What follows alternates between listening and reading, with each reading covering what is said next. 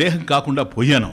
దేహానికి జన్మ గనక అది పెరుగుతుంది, దానికి ముసలితనం వస్తుంది, వృద్ధాప్యం, అది క్షీణించిపోతుంది, నశించిపోతుంది. ఈ లయాదులు కూడా దానికే ఉన్నాయి, కానీ నాకు ఉండేందుకు అవకాశం లేదు. అట్లాగే నాకు ఇంద్రియాలు కూడా లేవు గనక అహం నా ఇంద్రియాణి నిరీంద్రియతయా, ఇంద్రియాలు లేవు కాబట్టి శబ్దాది విషయై సంగః నా ఇతి. కాబట్టి ఈ శబ్దాది ప్రపంచం ఏదైతే నాకు తెలుస్తూ ఉందో వీటితో కూడా నాకేమి సంగత్వం లేదు. ఎందుకని? శబ్దాదులు కూడా నాకు తెలుస్తూ ఉన్నాయి. ఇప్పుడు నేను మాట్లాడుతూ ఉంటే ఈ శబ్దం మీకు అర్థమవుతా ఉంది, నన్ను మీరు చూస్తూ ఉన్నారు, మీకు నేను కనిపిస్తూ ఉన్నా దృశ్యంగా. కాబట్టి మీకన్నా నేను వేరు, నా శబ్దం మీకు వినిపిస్తూ ఉంది, మీరు వింటూ ఉన్నారు. ఏ శబ్దాన్ని అయితే మీరు వింటూ ఉన్నారో వినేటువంటి మీరు వినపడేటువంటి శబ్దం కన్నా భిన్నంగా ఉండారు కనుక అది మీరు అయ్యేందుకు అవకాశం లేదు కనుక దాంట్లో మీకు సంగత్వం లేదు వాస్తవంగా స్వరూపతః. కాబట్టి దేహము, ఇంద్రియాలు, శబ్దాది విషయాలు ఇవన్నీ కూడాను దృశ్యం, ఇవన్నీ కూడా దృశ్యం. అందుకని నిషిధ్యతే, వాటినంతా నిషేధించుకుంటూ వచ్చాం. ఏదైతే దృశ్యంగా తెలుస్తూ ఉన్నదో తత్ నిషిధ్యతే, వాటినంతా నెగెట్ చేసుకుంటూ వచ్చాం. ఇది నేను కాను, ఇది నేను కాను అంటూ నిషిధ్యతే. అమనస్త్వాత్ నెక్స్ట్. కాబట్టి నేను మనసు కూడా కాదు గనక మే దుఃఖ నా, మే రాగద్వేష నా, భయాదయ నా, ఇవన్నీ కూడాను మనసులోనే కలుగుతూ ఉన్నాయి, చిత్త వికారాలు ఇవన్నీ కూడా. కాబట్టి మనసులో ఒకప్పుడు రాగం ఉంటుంది, ఒకప్పుడు ద్వేషం ఉంటుంది, ఒకప్పుడు సుఖం ఉంటుంది, ఒకప్పుడు దుఃఖం ఉంటుంది. దుఃఖం ఉన్నప్పుడు సుఖం లేదు, సుఖం ఉన్నప్పుడు దుఃఖం లేదు. మిక్స్డ్ ఫీలింగ్స్ పక్కన పెట్టండి. వాటిని కూడా అనలైజ్ చేస్తే అది ఒకటి కాదు, ఒకటి ఉన్నప్పుడు ఒకటి ఉండదు. కనుక ఈ రాగము, ద్వేషము, ఈర్ష, అసూయ, ప్రేమ, సుఖము, దుఃఖము ఇవన్నీ కూడా ఏవైతే మనకు తెలుస్తూ ఉన్నాయో, ఇలా తెలుస్తూ ఉండేటువంటివి కూడాను పరిణామం చెందుతూ ఉన్నాయి గనక, మార్పు చెందుతూ ఉన్నాయి గనక ఎప్పుడూ సుఖమే ఉండడం లేదు, ఎప్పుడు దుఃఖమే ఉండడం లేదు. అవి అలా మారుతూ ఉన్నాయి, వేరియబుల్స్. అలా అవి మారుతూ ఉంటే ఇన్వేరియబుల్గా నీవు దాన్ని తెలుసుకుంటున్నావు. You are the invariable presence and essence of life. కనుక నీకు ఇవన్నీ తెలుస్తూ ఉన్నాయి. కాబట్టి మనసులో ఉండేటువంటి రాగాదయ, భయాదయ ఇవన్నీ కూడా నీకు లేవు. అలాగే ప్రాణము, మనస్సు ఇవన్నీ తెలుసుకున్నాం. ఇది శృతే శాసనాత్ ఇది.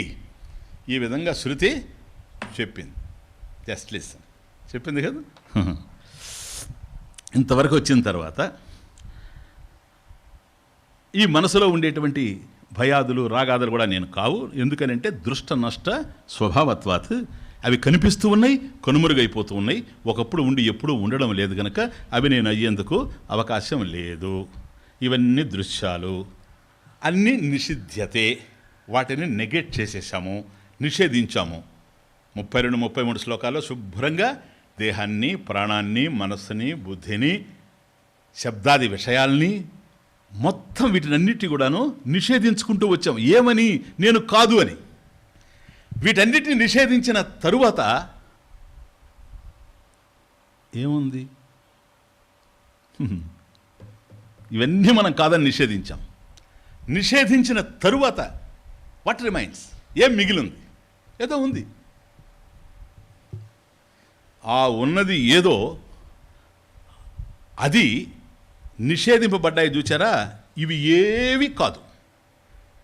కనుక నిషేధం అయిపోయిన తర్వాత, అన్నిటిని నిషేధించిన తర్వాత అవధి ఎక్కడైతే ఉందో చివరిలో నిషేధావధి సాక్షి, నిషేధావధి సాక్షి. ఈ దృశ్యాలన్నిటికి కూడాను తాను సాక్షిగా ఉంది. అది ఉంది, సాక్షి ఉంది. తత్ అస్థి, తత్ ఏంటి అసలు? తత్ త్వం ఏవ. ఆ సాక్షి చైతన్యం ఏదైతే ఉందో అదే నీవు. తత్ త్వమేవ, తత్ త్వం అసి.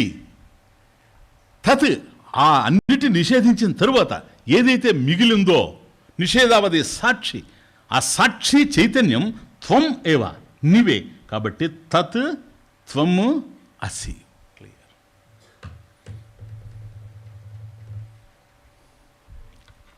ఇది నీ స్వరూపం.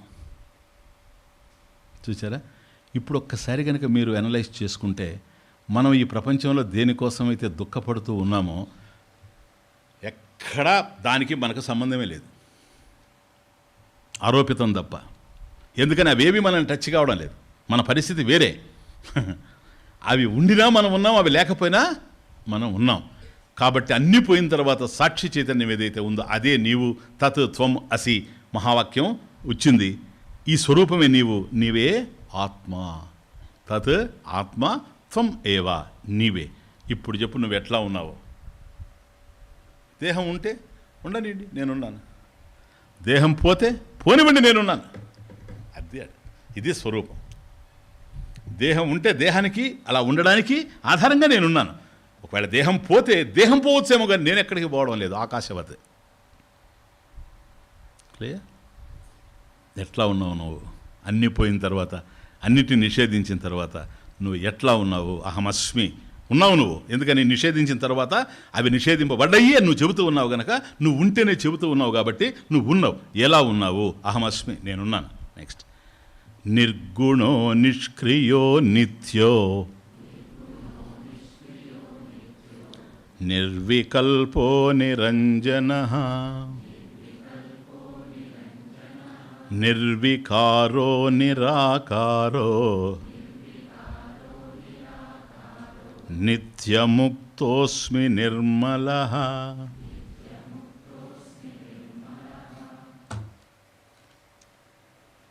బ్యూటిఫుల్ శ్లోక, జాగ్రత్తగా వినండి. నిర్గుణః నిష్క్రియః నిత్యః నిర్వికల్పః నిరంజనః నిర్వికారః నిరాకారః నిత్యముక్తః నిర్మలః. అక్కడ అస్మి ఉంది. నిత్య ముక్తోస్మి, సేమ్. నిర్గుణోస్మి, నిర్మలోస్మి, నిష్క్రియోస్మి, నిర్వికల్పోస్మి, నిరంజనోస్మి. అన్నిట్లో ఉంది అస్మి. ఉన్నాను. వెర్బు. అహం అస్మి నిత్యముక్తోస్మి. ఇది పాయింట్. అహం అస్మి. Just listen. చాలా అందమైన శ్లోకం ఇది.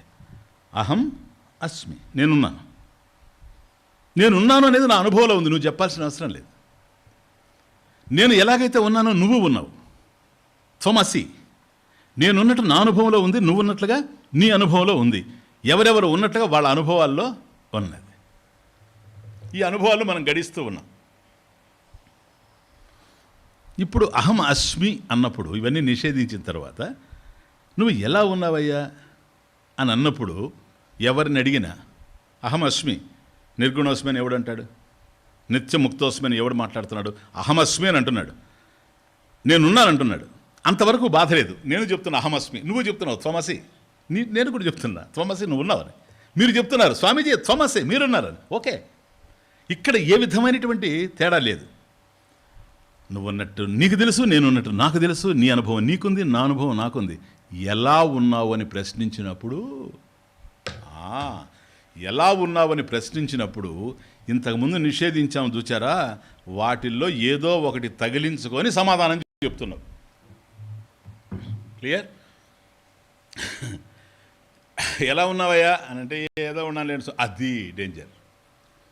ఆ ఏదో ఉండడం ఏంటి అంటే బాగలేడు, నిత్య తృప్త కాదు, తృప్త భవిష్యం. ఇప్పుడు ఎందుకు వచ్చింది నీకు అది?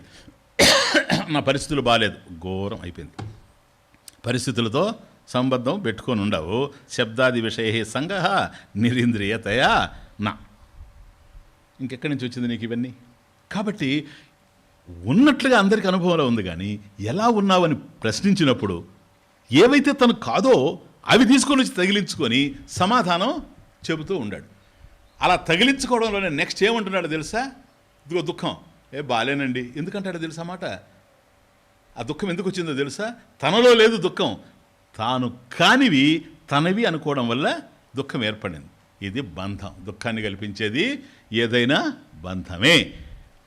ఈ శ్లోకం దగ్గర బంధ నిర్ముక్తి, నిత్యముక్తోస్మి అదేడ. అందుకు చెప్తున్నాను, నిత్యముక్త. అసలు బంధమే లేనాడు నువ్వు. ఇప్పుడు ఈ మాటలు మాట్లాడేవాళ్ళ ఎవరిని మాట్లాడినా బంధం ఉంది. అన్నీ బాగున్నాయి స్వామి, అమ్మాయి పెళ్ళి అయిపోతే చాలంటాడు, అది బంధం. ఏదన్నా అడుగు నువ్వు, ఎక్కడో ఒక్క చోట మెలికి పెడతాడు. ఆ మెలికి ఏది అంటే ఏదైతే తాను కాదో అదే తాను అని భావించడం వల్ల ఏర్పడినటువంటి మెలిక. అండర్స్టాండ్? ఇది బంధం. ఈ బంధాన్ని తొలగించుకోవడం కోసమే ఇక్కడికి వచ్చింది. బంధం తొలిగితే అందం ఉంటుందని, ఆనందం ఉంటుందని. ఓకే, కానీ నేను ఇక్కడ మళ్ళీ రిపిటేషన్ అయినా ఈ క్లాసెస్లో కాకపోయినా పూర్వం మీకు ఇంతకుముందు చెప్పే ఉన్నాను, మర్చిపోతాను, రిపీట్ చేస్తాను 1 minute. బంధం తొలగిపోద్ది, ఓకే.